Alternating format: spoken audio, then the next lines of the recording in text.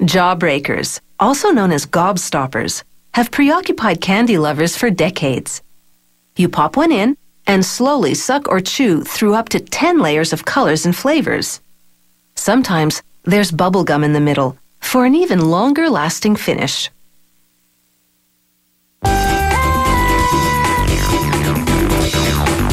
The larger ones are just for show. Most Jawbreakers are about the size of a golf ball. To make their bubblegum centers, a worker blends synthetic rubber with powdered resin, which will dissolve the rubber. He adds a thickener, a preservative, and an oil called soya palm stearine, so the candy won't stick to your teeth. After mixing and steaming at 148 degrees Celsius for 4 hours, the batter pours into trays to cool. Sugar, coloring, and flavoring would deteriorate in the heat, so workers add those later. There's enough of this base to make gum centers for 450,000 small Jawbreakers. After 24 hours, the batter's hard. Workers chop it up and blend it with corn syrup to make it softer and sweeter.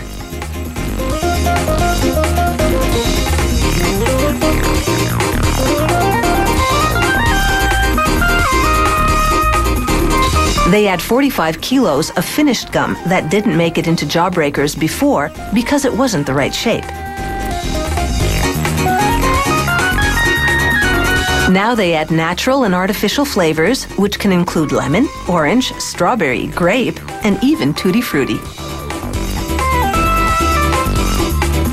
Then they add icing sugar. It makes the gum smoother to chew than regular sugar would.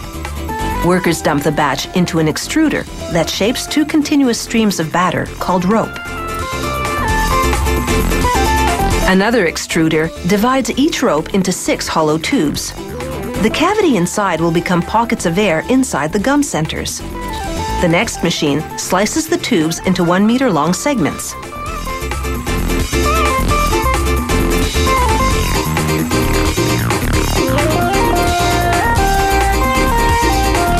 A mechanical arm pushes the segments into the channel of a forming machine. Steel rolls then slice through the tubes and shape them into balls. The balls range in diameter depending on the size of the Jawbreakers being produced.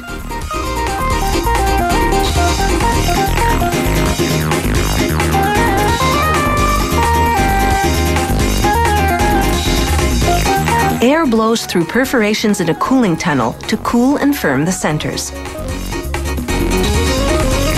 Then they fall onto another forming machine, which restores their round shape.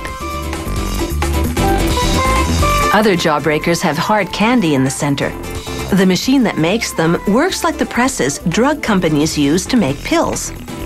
It feeds candy powder into dies, then applies up to 5 tons of force to compress the powder into a solid candy.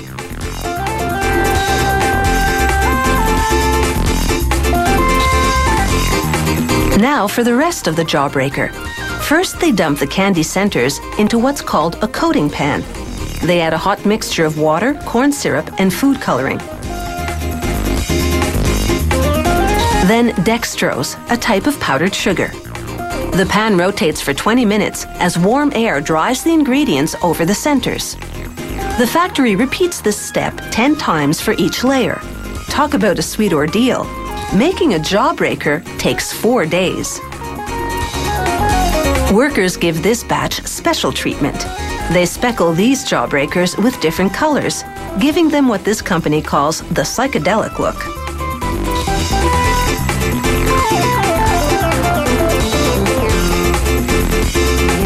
After letting the candies dry for 24 hours, a worker adds pinches of powdered carnauba wax.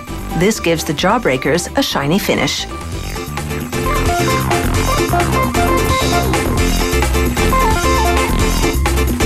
Sliced open, you can see these Jawbreakers have 10 layers of flavors and sugar surrounding either hard candy or bubblegum cores.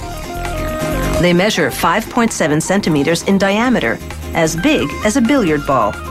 And if you're counting calories, forget it. A Jawbreaker is 90% sugar.